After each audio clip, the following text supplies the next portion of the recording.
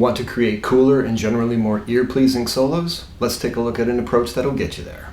A good solo, very much like a good book or a good movie, is all about balance of elements. And that is the word we're looking at here, balance. So when it comes to constructing a cool ear-catching solo, keep that simple word in mind. Now the way it'll apply to a solo, think of musical elements and then think of their opposites. So for example, if you were to play a slow phrase, you might want to follow that one with a fast phrase. Or if you were playing with a more legato phrasing for one thing, you might want to do more of a staccato or all picked sort of thing for the following phrase, again, to sort of balance and keep things in perspective. This is very much the way a book or a movie might maintain your interest. So here's an example. Let's say you wanted your solo to start with a bluesy intro statement.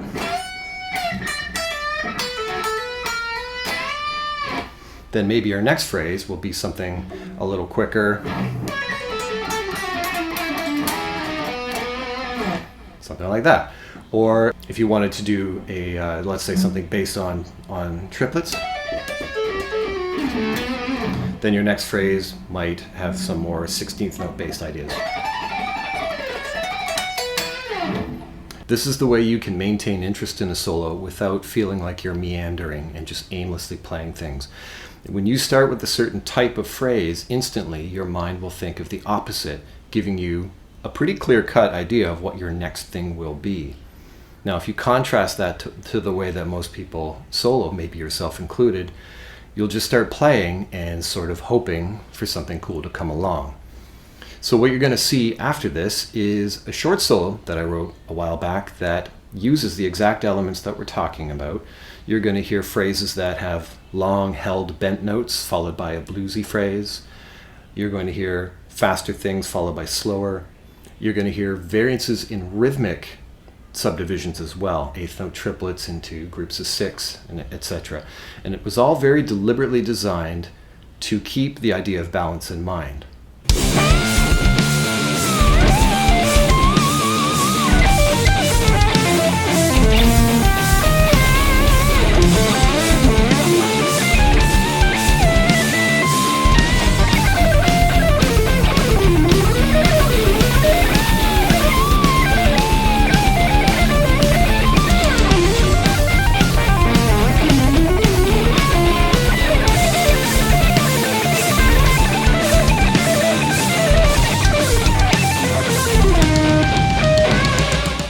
The concept of balance can be applied to an improvised solo or a composed one like that one.